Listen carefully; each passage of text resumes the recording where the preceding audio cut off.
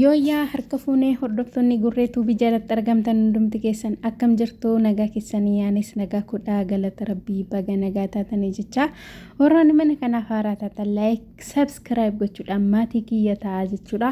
Har'a gurree maal qabattee dhufte jechuun keessaniin oolu egaa har'a wantan qabadhee dhufe aadde Sumayyaa nagisti Sumayyaa jechuudha. Irratti akkan hojjechuu dhiisee tureera hammamuutti deebi'een jira jechuudha. Sumayyaan egaa amma qinaatii isa addaarra jirti jechuudha. Akkuma beekamu Saayidoo mucittii kana fuudha jedheetu qophaa'aa jira jechuudha. Eenyu mucittiin kun yoo jettan saabboontuu Rooziyyee bareedduu intala keenya. Egaa isheen fuudha jedhee waan dubbatee fi Sumayyaan aariidhaan inaaffadhaan biyya balleessaa jirti. Gisee lammaffaa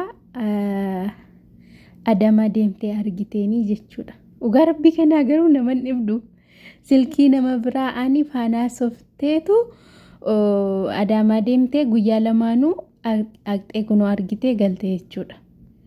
Argitanii siistemiidhaan deemti jechuudha. Akka Saayidoo faatuun tane siistemiidhaan deemti. Waan gootu hundumaa suuta jettee karaa nama biraa gooti jechuudha. Garuu asirratti yaada Sumayyaa kana nu badhee Saayidoodhaan baay'ee jaallatti akka inni dubartii biraa fuudhuun barbaaddu. Inaaftee ture jechuudha. Kan isheen mucayyoo kanaatiin deddeebitee gisee lammaffaa kan isheen itti neerumiin jettu inaaftee ture jechuudha. Garuu viidiyoo ishee keessatti sa'alanaa maal jette yoo jettanii kana duraa dingataa waan hin taane dubbadheera kanaaf sixootaa sii kennuun barbaada jettee haabilii morma isheerraa baastee sixootaa kenniteefi jechuudha Sumayyaan. Eenyuuf?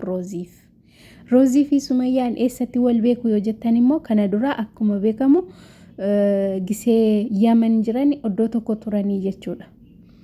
Ijoolleen Oromoo hundiyyuu mana Saayidootti wal ga'u. Innaa achitti akanii wal beekan yookiin immoo hiriyaa gwaaddanyaa kan jedhaman yeroo sanadha jechuudha. Bargit Rooziin dubartii bareedduudha. Dhugaa rabbii malkiillee qabdii akkasuma immoo amala qabeettiidha jechuudha. Miidiyaa kanarratti illee yeroo duraa nan argaanii jechuudha. Mucaa bareedduudha. Amalli ishee baay'ee kan namatti toludha. Halaalumatti jechuudha. Innaa Saayidoof hin taatii.